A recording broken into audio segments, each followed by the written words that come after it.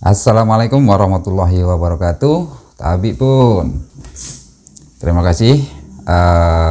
Baiklah, perkenalkan, nama saya Suwandoyo, asal dari SD Negeri Gandhi, Kecamatan Penengahan, Kabupaten Lampung Selatan. Di sini saya adalah peserta CGP Angkatan 9. Dalam kesempatan ini saya akan membuat satu kesimpulan jadi tentang pemikiran Ki Hajar Dewantara tentang pendidikan. Pendidikan menurut Ki Hajar Dewantara adalah tempat bersemaian benih-benih kebudayaan, yang artinya ilmu itu seperti benih yang kita tabur, yang mana setiap benih yang kita tabur kita harapkan dapat tumbuh, ya, diharapkan dapat tumbuh subur sesuai dengan apa yang kita harapkan. Dicontohkan, atau misalnya kita contohkan seperti pada pertanian, ketika kita menanam benih, maka benih itu harus kita rawat agar dia tumbuh dan berkembang sesuai dengan apa yang kita harapkan, dan berakhir dengan menuai hasil, atau kita bisa memanen hasil dengan sangat baik. Kemudian kaitan konteks budaya dengan pemikiran Ki Hajar Dewantara diantaranya adalah adanya kodrat alam dan kodrat zaman, ya, yang pengaruhi perbedaan zaman. Di sini dewasa ini terdapat transisi, ya, atau perubahan zaman, yang mana sekarang sudah mulai ke generasi Z, yang mana dalam kesempatan generasi Z ini sebenarnya teknologi cukup berperan penting, yaitu dalam iptek, dalam merubah pemikiran anak-anak kita, terutama di anak peserta didik kita.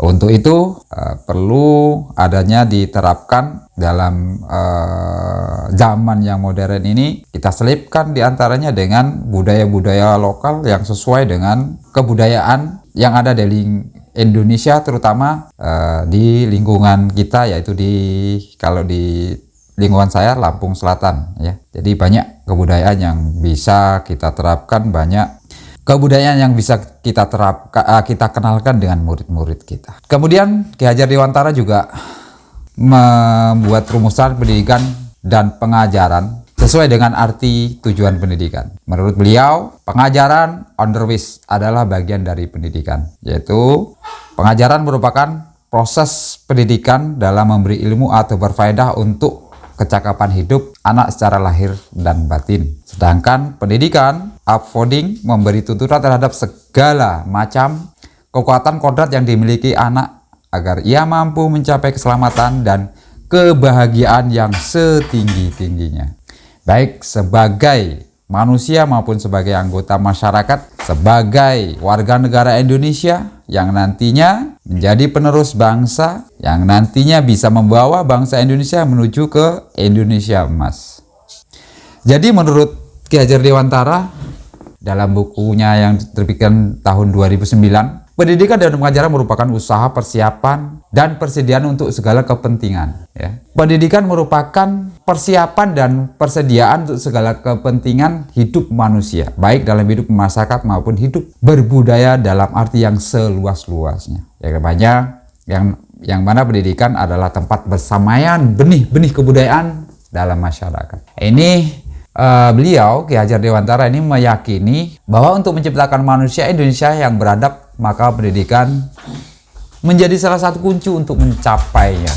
Jadi pendidikan dapat menjadi ruang berlatih dan bertumbuhnya nilai-nilai kemanusiaan yang dapat diteruskan dan diwariskan. Pendidikan di sekolah ini merupakan cara berlatih, ya. Ini kita banyak berlatih, jadi tidak mengandalkan hanya sebagai nilai atau kompetensi nilai yang kita unggulkan, tapi merupakan tempat berlatih dari semua nilai, karena di dalam lingkungan sekolah itu banyak yang dapat diajarkan atau ditularkan, disalurkan dengan anak-anak kita, yang diharapkan nanti dengan pendidikan, dengan anak-anak kita, sekolah itu akan menciptakan karakter anak-anak sesuai dengan apa yang ada di negara kita. Dan mudah-mudahan sesuatu yang baik itu bisa diwariskan dengan anak cucu anak-anak kita.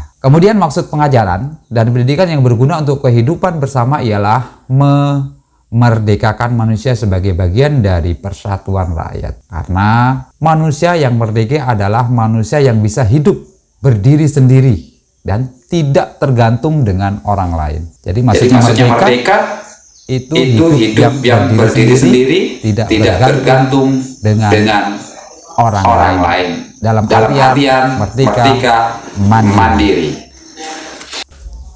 Jadi merdeka sebagai anak ini diterapkan misalnya dalam sekolahan kita, di lingkungan sekolah kita. Jadi anak bisa memilih permainan atau model seperti apa yang dia kehendaki. Jadi guru tidak boleh intervensi. Dalam artian semua mendapatkan hak yang sama, dia tanpa membedakan antara gender laki-laki maupun perempuan, kemudian suku, bangsa, dan agama. Tetapi tetap bersandar pada kekuatan sendiri. Pendidikan menciptakan ruang bagi murid untuk tumbuh secara utuh agar mampu memuliakan dirinya, memuliakan orang lain. Jadi mandiri secara pribadi. Kemudian inilah yang dalam artian kita jelaskan di depan tadi sebagai jiwa yang merdeka. Kemudian kekuatan kodrat atau kekuatan diri yang dimiliki menuntun murid menjadi berkompeten cakap, mampu mengatur hidupnya dengan ataupun tanpa perintah orang lain. Artinya siswa ini sudah mampu menjelaskan sesuatu, memilih mana yang baik, mana yang kurang baik. Kemudian dalam kehidupan juga nanti siswa diharapkan mampu mencapai apa yang dia cita-citakan, baik itu melalui mencontoh sesuatu yang baik ataupun melalui dituntun oleh tutornya. Kemudian dasar-dasar pendidikan yang menuntun itu apa sih? Jadi menurut beliau Ki Hajar Dewantara, tujuan pendidikan itu adalah menuntun segala kodrat yang ada pada anak-anak agar anak-anak itu bisa mencapai keselamatan, kebahagiaan yang setinggi-tingginya, baik secara manusia, baik sebagai masyarakat atau sebagai anak di tengah-tengah kehidupan pribadi siswa tersebut. Oleh karena dari penjelasan itu, jadi pendidikan itu hanya dapat menuntun tumbuh atau hidupnya kekuatan kodrat yang ada pada anak-anak, agar dengan kekuatan kodrat yang ada pada anak-anak dapat memperbaiki lakunya, tingkah laku dalam kehidupannya, dan tumbuhnya kekuatan kodrat anak. Bisa kita analogikan misalnya kita sebagai petani menabur benih seperti yang kita jelaskan tadi. Apabila anak di sekolah itu, di lembaga pendidikan itu tidak mendapatkan contoh yang atau referensi yang baik, tentu ini sangat berbahaya. Bisa dikatakan misalnya apabila kita menabur benih di lahan yang gersang, tidak mendapatkan pengairan atau hujan terus ya, tanpa ada sinar matahari serta tidak ada pak tani, tidak ada yang punya lahan, maka benih itu mungkin tumbuh akan tetapi tidak semaksimal apabila kita menjaga dan merawatnya. Kemudian dalam proses menuntun, anak diberi kebebasan, namun kita sebagai guru, sebagai pamong, dalam memberi tuntunan dan arahan agar anak tidak kehilangan arah yang membahayakan dirinya. Jadi kalau kita sebagai guru dapat memberikan tuntunan, jadi bukan tontonan, ya, guru digugu dan ditiru,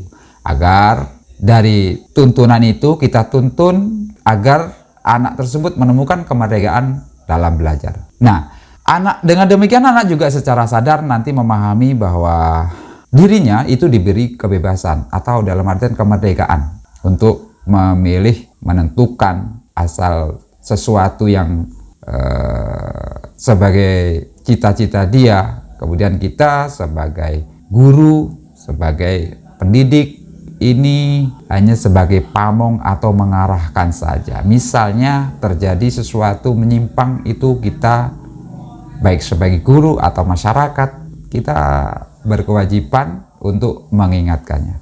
Kemudian dalam kesempatannya Ki Hajar Dewantara juga pernah mengingatkan kita sebagai pendidik untuk tetap terbuka dalam mengajar siswa, tetap terbuka, namun sesuai dengan perkembangan zaman kita diharuskan waspada dengan mencari referensi atau yang modul pengajaran yang bermanfaat bagi siswa. Jangan terlalu meniru, boleh meniru asalkan itu bermanfaat dan sesuai dengan budaya bangsa Indonesia, yang mana budaya kita adalah budaya ketimuran yang selalu menerapkan adat sopan santun dan karakter.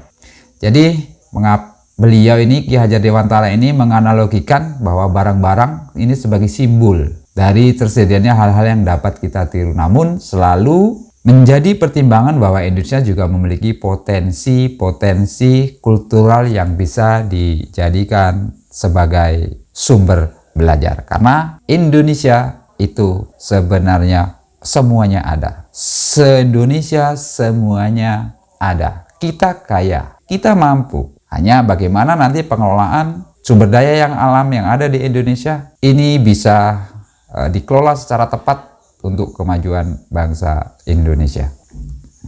Pendidikan bertujuan untuk menuntun atau memfasilitasi, membantu anak untuk menebalkan garis samar yang dapat memperbaiki tingkah laku menjadi manusia Indonesia seutuhnya. Jadi anak bukan kertas kosong yang bisa digambar sesuai dengan keinginan orang dewasa.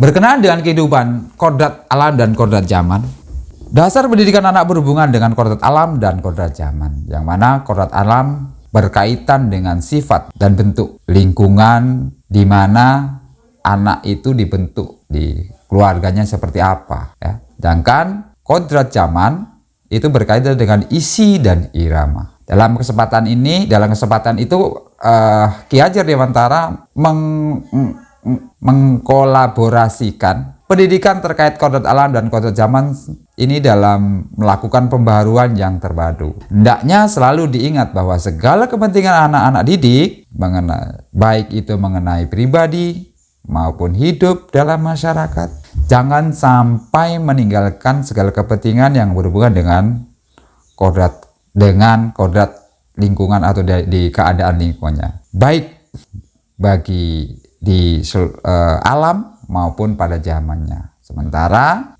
isi dan irama, yakni cara mewujudkan hidup dan penghidupannya, hendaknya selalu sesuai dengan dasar-dasar asas hidup kebangsaan yang bernilai dan tidak bertentangan dengan sifat kemanusiaan. Dalam Ki Hajar Dewantara 2009 halaman 1. Ki Hajar Dewantara mengingatkan kita bahwa pendidikan anak sejatinya menuntun anak itu mencapai kekuatan kodratnya sesuai dengan alam dan zaman. Bila melihat dari kodrat zaman, pendidikan saat ini menekankan pada kemampuan anak untuk memiliki keterampilan abad 21. Sedangkan dalam mengenai kodrat alam, maka konteks lokal sosial budaya murid di Indonesia tentu memiliki karakter yang berbeda dengan murid di Indonesia Tengah. Misalnya Indonesia yang ada di Indonesia Barat, Indonesia Timur dengan Indonesia Tengah. Nah, mengenai perspektif global, Ki Hajar Dewantara mengatakan bahwa pengaruh dari luar itu harus kita saring. Jangan semua kita ambil. Jadi harus maksudnya kita saring ini, kita pilah. Mana yang sesuai dengan kearifan lokal budaya kita, itu kita sisihkan. Yang sesuai, kemudian yang tidak sesuai, maka itu kita buang. Artinya dalam menyaring ini, hendaknya kita memang harus selalu selektif. Kalau sekiranya yang itu bermanfaat, maka kita adopsi. Misalnya budaya itu sesuai dengan nilai-nilai Indonesia, sesuai dengan nilai kemanusiaan. Nah, ini akan menjadi kekuatan kodrat yang bisa menjadi banyak referensi bagi kita, terutama sebagai pendidik. Ki Hajar Dewantara menegaskan juga bahwa didiklah anak-anak kita itu sesuai dengan tuntutan alam dan tuntutan zaman. Artinya cara belajar dan interaksi murid yang sekarang ini tentu berbeda dengan cara belajar atau yang pernah diajarkan kita sebagai guru pada tahun-tahun yang lalu, beberapa puluh tahun yang lalu. Pendidikan di abad 21 dengan di abad 20 itu tentu berbeda. Kita tahu Pak Menteri, Pak Nadiem Makarim itu telah meluncurkan pendidikan Merdeka Mengajar, Merdeka Belajar. Ini beliau, Pak Menteri, ini sudah menerapkan sesuai dengan apa yang ada di pikiran atau pemikiran Ki Hajar Dewantara. Terlepas dari semua kontra, dari semua ada yang kontra, ada yang setuju. Namun di sini sebagai pengajar kita ambil sisi baiknya. Kemudian menurut Ki Hajar Dewantara budi pekerti atau watak merupakan paduan antara gerak pikiran, perasaan, dan kehendak atau kemauan sehingga menimbulkan tenaga. Budi pekerti juga dapat diartikan sebagai paduan antara cipta, karsa, dan rasa atau kognitif, efektif, dan psikomotorik. Kemudian tempat yang utama pendidikan itu yang paling utama, yang paling baik untuk melatih pendidikan sosial dan karakter baik seorang anak itu adalah di keluarga. Karena keluarga merupakan tempat persoalannya pendidikan yang sempurna bagi anak untuk melatih kecerdasan budi pekerti, pembentukan watak dan individu. Nah, untuk itu apalagi kita sebagai pendidik tentu sudah punya keluarga. Tentu setelah kita mempelajari modul tentang Ki Hajar Dewantara, mudah-mudahan ke depan kita dapat menerapkannya baik di lingkungan keluarga yang utama buat anak didik kita, kemudian untuk diterapkan juga di lingkungan sekolah. Karena alam keluarga itu menjadi ruang bagi anak untuk mendapatkan teladan, tuntunan, pengajaran yang sangat baik. Ini tentunya sebagai contoh atau gurunya kalau di dalam keluarga, di tengah keluarga adalah kedua orang tua. Jadi ketika kedua orang tua atau ketika di tengah keluarga, ketika kedua orang tuanya itu disiplin, maka ada kemungkinan anak pun akan disiplin. Kemudian ketika di dalam keluarga itu semua serba teratur, terkonsep, maka anak-anak juga kemudian mudah-mudahan melalui kebiasaan di keluarga, anak itu akan meniru, akan terbiasa. Kemudian di lingkungan luar, kemudian di sekolahan juga, dalam bersosialisasi juga, kemungkinan itu akan terbawa. Itulah pentingnya keluarga di dalam pendidikan anak di rumah. Karena keluarga juga dapat menjadi tempat untuk berinteraksi sosial antara kakak, adik, kalau ada, kemudian dengan paman, dengan tetangga. Inilah perlunya orang tua ini sebagai guru, sebagai penuntun, sebagai pemberi tauladan. Karena ini sangat penting bagi pertumbuhan karakter anak didik. Di samping juga guru di lingkungan sekolah itu juga sangat penting. Jadi budi pekerti itu merupakan keseimbangan antara cipta, rasa, dan karsa. Jadi agar anak menjadi atau mempunyai karakter di dalam dirinya itu, mempunyai jiwa yang karakter yang baik. Kemudian di sekolah juga melalui pelatihan pemahaman kesadaran diri yang baik tentang kekuatan dirinya, dilatih mengelola diri agar mampu memiliki kesadaran sosial bahwa kita manusia itu tidak bisa hidup sendiri. Jadi manusia adalah makhluk sosial, yang mana dalam setiap kehidupan kita itu selalu membutuhkan pertolongan orang lain tentunya.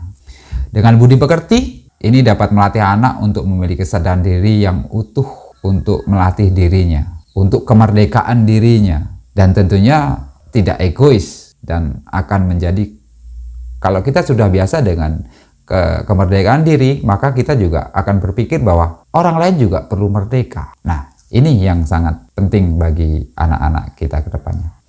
Kemudian beralih ke masa penjajahan di zaman Ki Hajar Dewantara. Jadi ternyata ya, saya juga baru tahu setelah ngikut di modul ini bahwa semakin memperdalam lah wawasan saya tentang pendidikan. Pada masa pemerintah penjajahan di Hindia Belanda, sebenarnya di Indonesia itu sudah ada, meskipun itu hanya untuk kalangan terbatas ya. Jadi di sana hanya untuk mungkin kalau sekelas sekarang duta-duta besar ya, perwakilan, kemudian para saudagar. Nah ini menarik sebenarnya, sudah ada pendidikan sejak zaman dulu, sejak zaman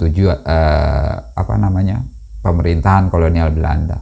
Tapi bedanya apa? Bedanya dengan dulu dengan sekarang. Kalau pendidikan pada masa itu yang ditanamkan adalah pendidikan era seperti pendidikan Barat. Jadi penjajah membuat pendidikan, jadi yang ditanamkan adalah paham-paham Barat, bukan berarti bukan paham-paham Indonesia, bukan yang saat itu budaya-budaya lokal, belum. Jadi yang ditanamkan diselipkan di pendidikan itu adalah budaya-budaya luar negeri yang tentunya mungkin belum sesuai ya, ada beberapa yang sesuai dan banyak yang tidak tentunya. Karena tujuan pada masa penjajahan itu untuk memberikan kesenjangan masalahnya. Jadi pendidikan pada masa itu antara kepegawaian dengan rakyat jelata itu malah menjadi celah. Jadi untuk membuat celah, membuat jarak bahwa yang dari Belanda, pendidikan Belanda, oh ini orang terpelajar dan kamu sebagai rakyat pribumi, rakyat jelata, yang mana mungkin belum untuk bersekolah itu memerlukan biaya yang tidak sedikit tentunya. Jadi itulah tujuan pendidikan pada zaman kolonial Belanda. Jadi tujuannya itu malah memberikan senjangan di antara masyarakat Indonesia. Jadi bukti dari apa yang saya sampaikan adalah tidak semua menguntungkan rakyat Indonesia, atau seringkali mementingkan pendidikan ini malah dijadikan alat untuk mementingkan pada kepentingan kolonial Belanda daripada perkembangan dan kepentingan penduduk Indonesia. Nah, dari pendidikan semacam ini juga menciptakan ketidaksetaraan sosial dan ekonomi di antara kelompok penduduk dan terdidik dengan masyarakat biasa. Itulah yang saya sampaikan tadi, bahwa pendidikan pada masa itu malah membuat satu kejenjangan. Kemudian itulah perbedaannya. Sementara kalau konsep pendidikan yang ada di Indonesia kan sebenarnya untuk menyetarakan. Nah, ini sesuai dengan apa yang dicetuskan oleh Ki Hajar Dewantara. Kalau zaman dulu pendidikan itu masih diatur oleh penguasa. Kurikulum terpusat dari pemerintah. Jadi pendidikan lebih berfokus pada nilai kolonialisme dan bahasa serta budaya penjajah. Kalau sekarang sudah menerapkan Ki Hajar Dewantara, pendidikan sudah membuat pendidikan ini seperti apa yang Ki Hajar Dewantara rumuskan. Jadi semua berfokus pada keterampilan dan ilmu teknologi. Itu penjelasan sekilas tentang pendidikan Ki Hajar Dewantara. Mohon maaf atas segala kesalahan. Terima kasih. Dan saya akhiri. Assalamualaikum warahmatullahi wabarakatuh. Oke, di gambar kita lihat ini anak-anak sedang mengerjakan proyek pada pembelajaran P5. Ini kewirausahaan, jadi anak-anak dituntut mandiri. Di sana membuat es dung-dung. Proyeknya dari kewirausahaan yang nantinya akan mendidik anak-anak kita menjadi mandiri dalam berwirausaha. Kemudian ini dalam skala kecil saja untuk tingkat kelas. Kita perhatikan anak-anak itu cukup antusias dalam pembelajaran yang model-model seperti ini. Jadi memang di sekolah kami juga tidak melulu mempergunakan kertas, jadi tidak semua berbasis kertas.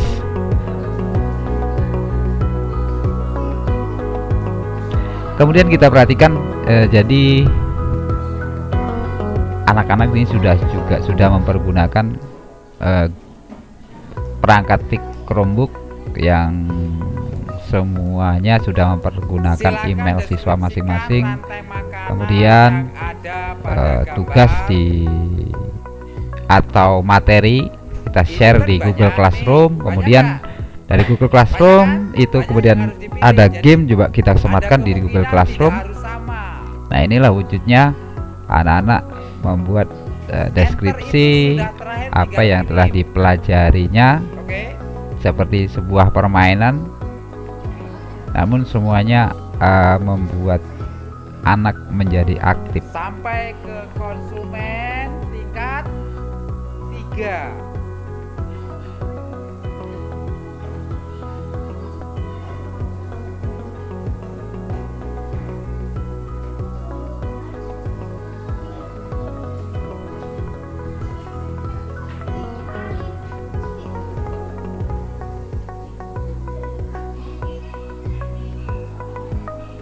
Kenapa harus tangan satu?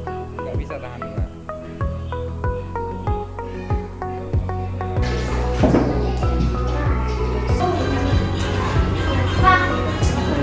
Yang terakhir itu ada berapa tingkat banyak?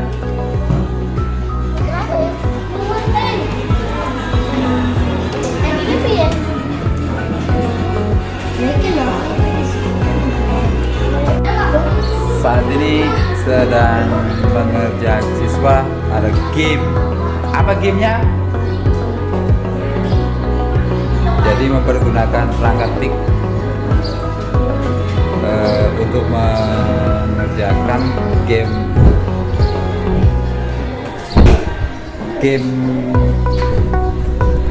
membuat atau menceritakan kembali tentang rantai makanan yang sudah dikirim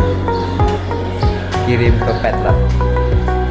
Pembelajaran kami juga tidak melulu di dalam kelas, tapi mempergunakan halaman samping rumah,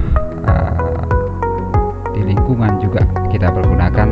Ini tujuannya untuk merefresh. Oke, terima kasih. Sampai di sini saja.